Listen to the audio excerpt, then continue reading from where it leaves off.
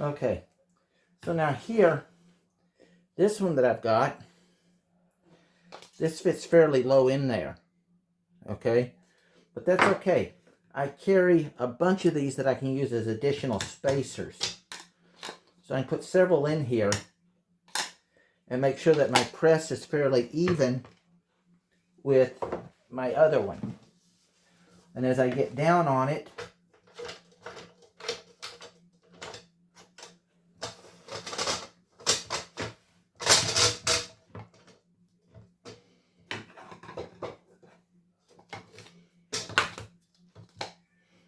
that raises this back up so I can get a nice press on it. My cheeses, I normally don't have to do this on because they're already pre-measured. I know exactly how much I'm putting in each one, so they always press out roughly the same. But I'm going to put that right here. That's more support there. My other one,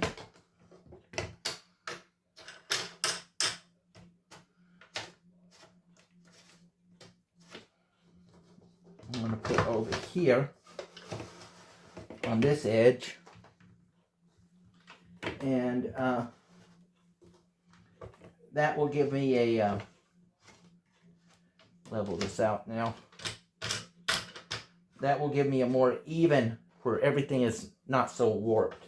Because this is not as thick as it really should be.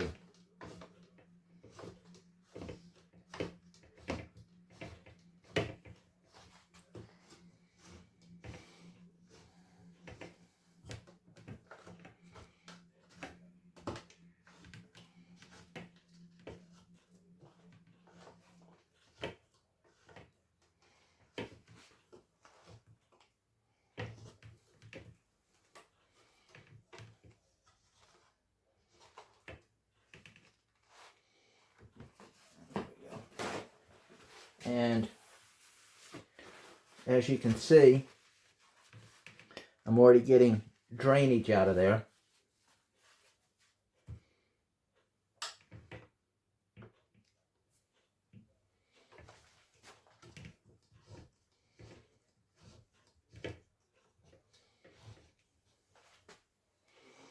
And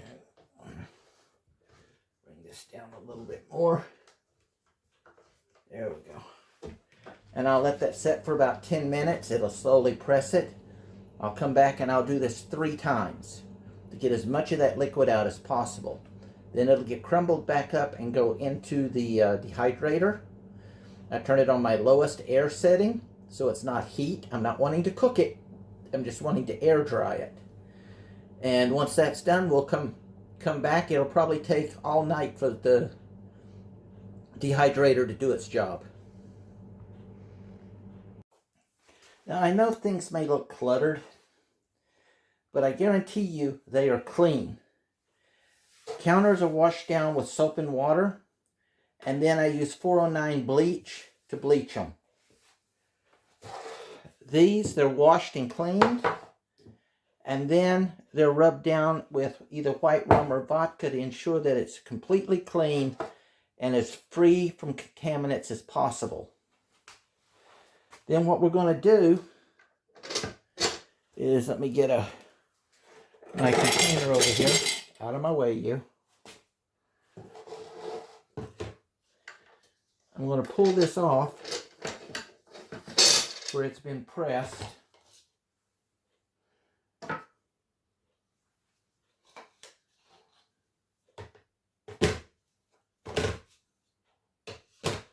And you'll see now how compact that is.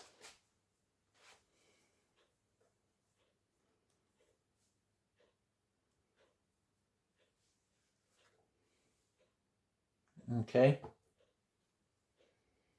Then this will go into the thing to get washed. Then what I'm going to do is crumble this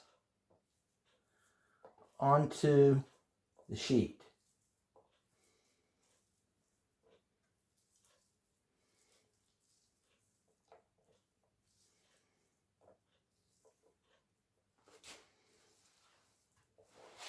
Remember, you're working with raw meat. Take every precaution. Do not keep the meat out any longer than is necessary. When I thaw the meat out, I do it in ice water.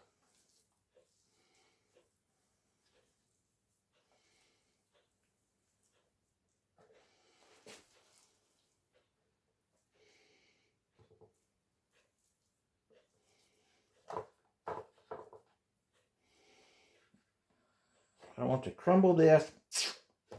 I want to crumble this and make sure I got lots of airspace, because I want this to dry as quickly as possible. I don't want to give it time to set and rot or anything. Now this is the spiced meat, which is why it looks brown.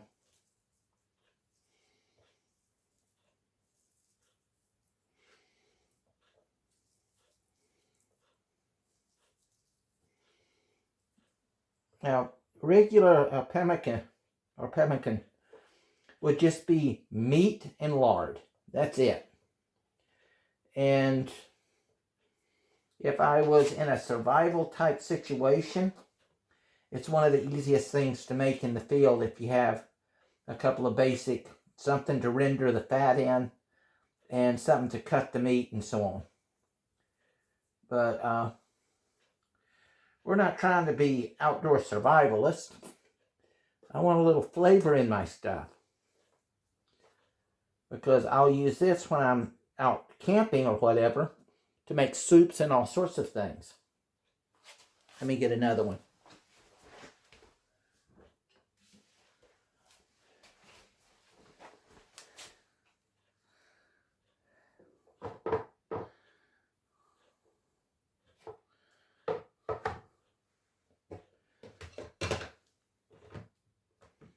Right on top of there.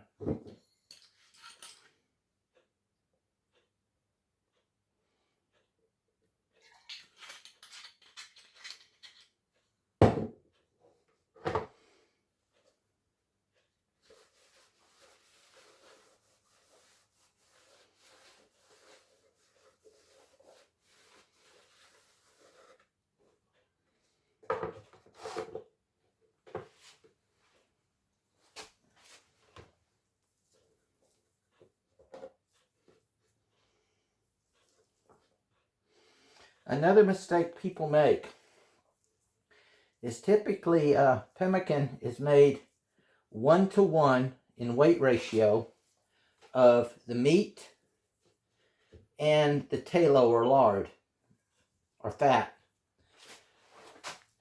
If I go and buy 500 grams of meat, I am not going to use 500 grams of tallow. My measurement in the 1-to-1 ratio is done with the dried and powdered meat. It is not done from the base of the wet meat. Otherwise, you'll have basically yourself. You might as well just have a chunk of lard and be chewing on that out in the field. So remember, when mixing this, you're using the dry weight of the meat and to the measurement with the tallow, or tallow, with the measurement of the tallow.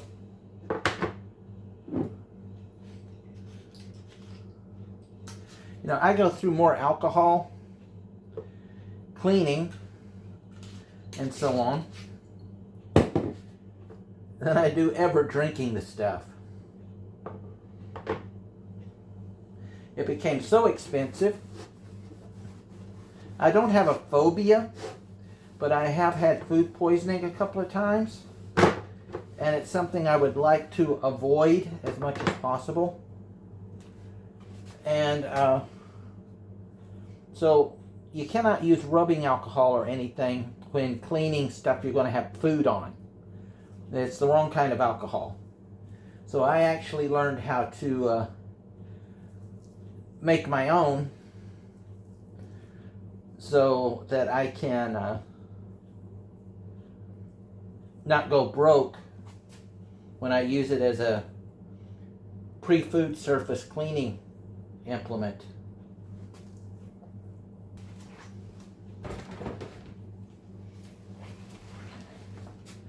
Then I have my equal portion. Now that was ground spiced pork. And like I said, if you're in the wild, it would be just about any meat you could get. Deer, buffalo, rabbit even.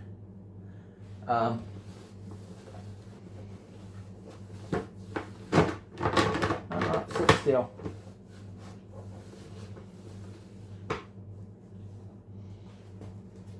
But I'm not doing this as a survival food. Sorry about the noise. That was not anticipated.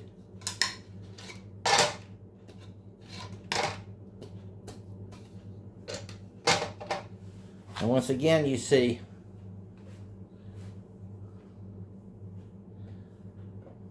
and then I'll just keep adding these up and pulling my meats out until I've got everything stacked up on my dehydrators. The neat thing is I can put up to 10 of these stacks on here and do it all at one time. Now, as this is a more processed meat, it's much mushier.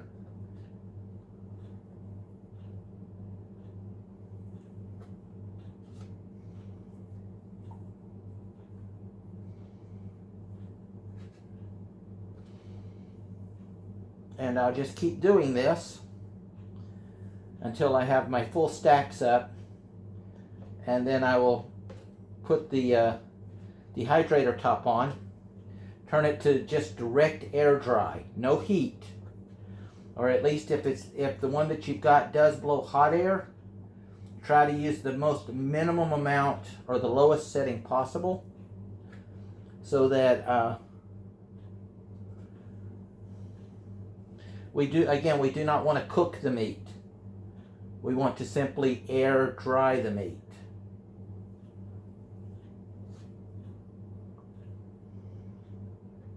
So let me get this done. I got to put some more stacks on here, and then we'll come back when it's ready.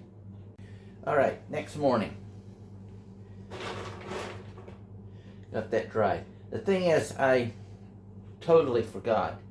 I am using our mix for sausages, and we already had some fat in it to prep it for, filling the skins. So I can't dry this 100% because there's still going to be some oils on it from the fats in there. However, this stuff is extremely dry. The next thing that we do is very important. I want to weigh my mixing bowl. And I can tell this is 0.4, let me see.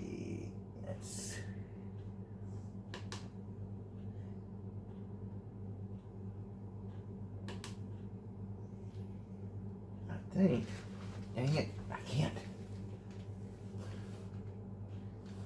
That's 4.25 grams. So I'm going to mark that down on my paper. I'll need to know that later.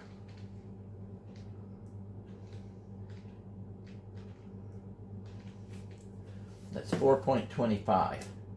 I'll need that number later to deduct it from my overall weight.